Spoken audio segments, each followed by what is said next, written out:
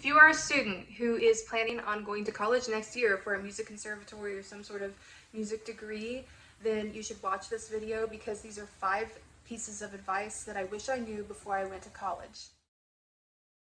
Thing number 1, I really wish that I would have gone to someone who I trusted to tell me what I need to know. When I went to school, I was completely clueless on what I needed to know, especially when it came to music theory or my keyboard skills and things like that. The school that I went to leading up to this was a public school. It didn't offer things like music theory.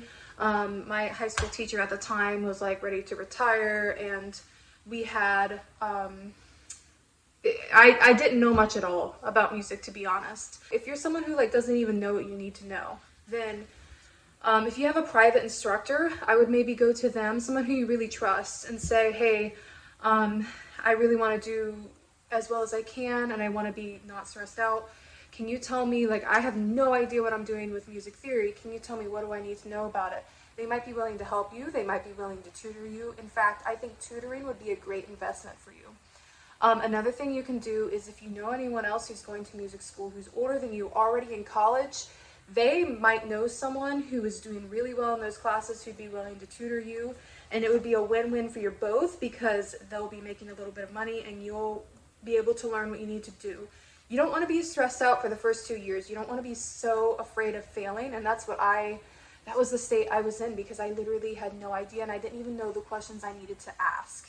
The most important thing though is when you ask someone, it needs to be someone who you trust who is actually wanting to help you. Sometimes you ask people and they're not sure and they're just like, oh, I don't know, maybe look at this book. You want to go to someone who you trust with that. Number 2 thing that I really wish I knew was how to focus on the most important tasks first.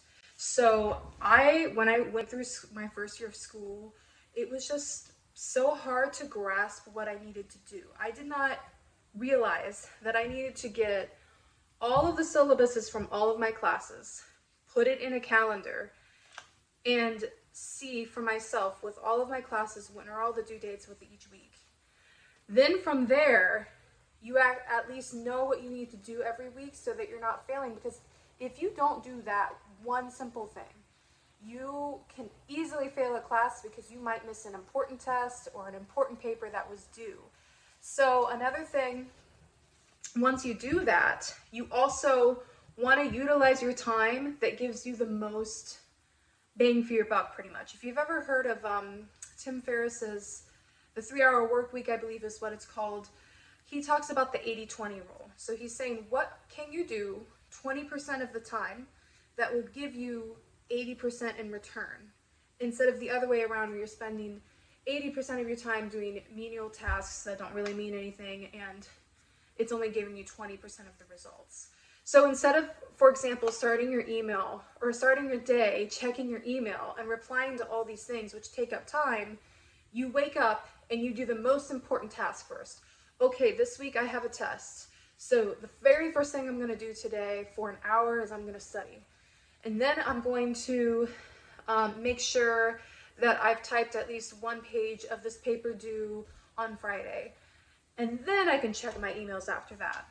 So doing things like that was life-changing for me. The 80-20 rule really helped me. I did not learn that until I was actually working as a teacher. So if you can learn that as a college student, that will save you so much time and will just improve the quality of your life in general.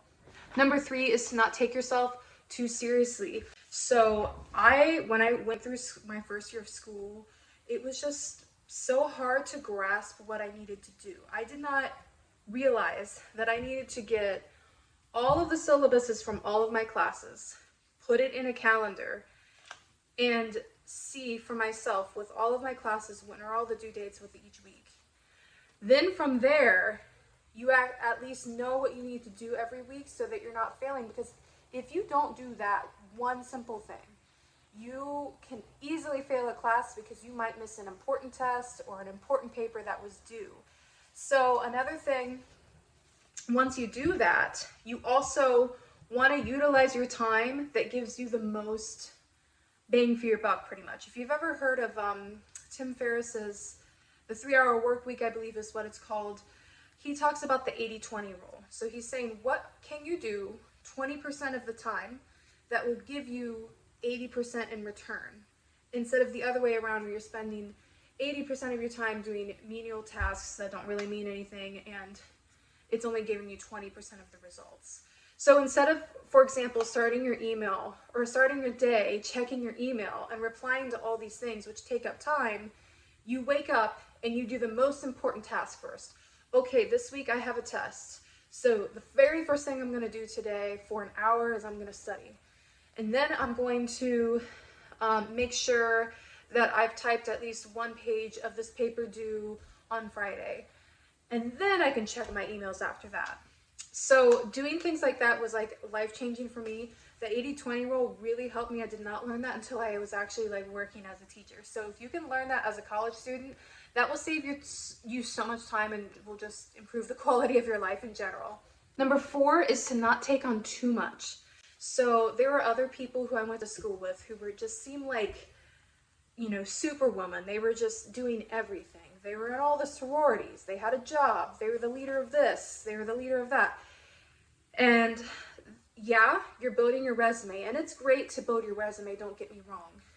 The things that you want to build your resume with, though, is experience doing directly what it is that you're going for. So when I was in school, I was going for music education.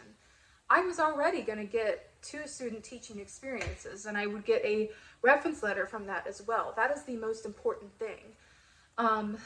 You know, honestly, in my opinion, I did a sorority because I thought it would help my resume, because I was trying to build it as much as I could. But when I saw that, you know, I got a job, I truly don't think they cared that I was in a sorority. I think what they cared about was how I presented myself in the interview and my reference letters. So do not overwhelm yourself with a whole bunch of extra stuff, especially if it stresses you out anyway.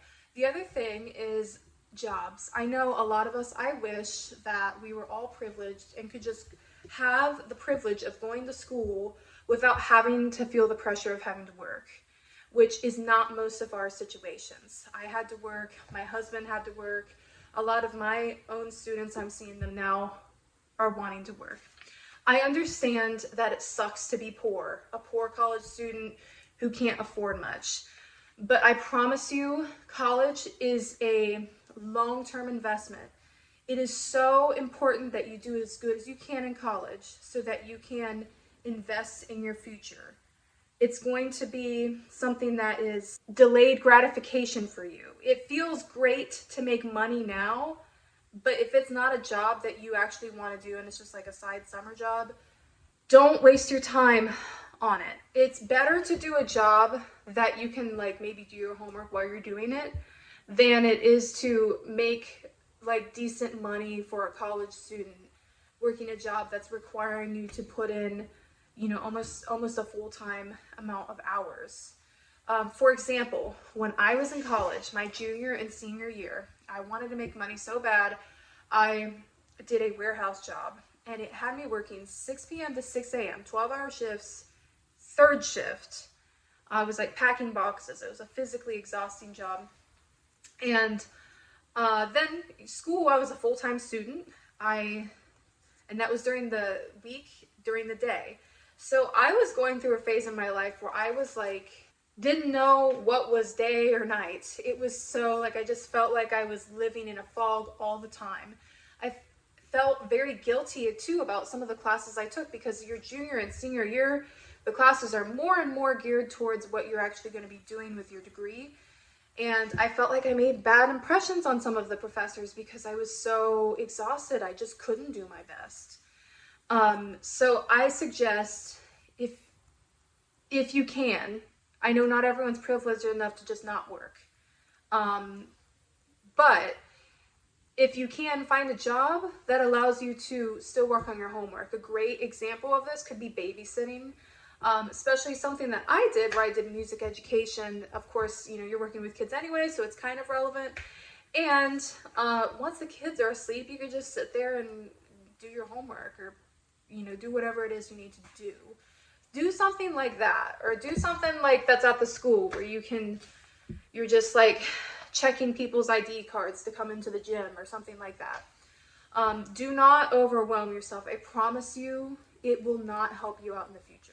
And then the fifth piece of advice I would give you is to just get over yourself. When it comes to transforming yourself and being the best you can be, you will be stressed out probably. There's a lot of things that you feel like are at stake when you're in college, because you feel like, oh, if I don't do this well, then I'm not going to get a job. Just get over yourself when it comes to those things. You might feel dumb.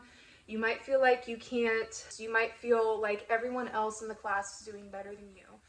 I know it's hard, but try not to compare yourself. You know, I took an acting class. I was so awkward. It was an opera musical theater class, and I felt like I had a big breakthrough in it because it really taught me how to express myself, whereas before, I was so afraid to do that when I would sing. Like, even like moving my arm, I thought it was like such a big deal. So that class though really had me take a deep look at myself and really think, okay, what am I doing that is not communicating, and what can I do to fix that? It was a big transformation for me, but it really helped me to get over myself so that I can change for the better. I promise you it's uncomfortable at first, but the return is so much better on the other side if you can do it. So those are my 5 pieces of advice to you if you are starting music school at a music conservatory or going to college for music. If you are, good luck to you. Have fun. Enjoy yourself too. Always take time to enjoy yourself and take breaks when you need them. But if you are interested in learning more about how to work with me, I do voice teaching and coaching, and can also mentor college students or people who are looking to go to college. That information will be in the description box down below. And then what about you? Have you ever been to music school? What would your pieces of advice be? And if you are going to music school, what are you looking to know before you go there? Let me know in the comments below.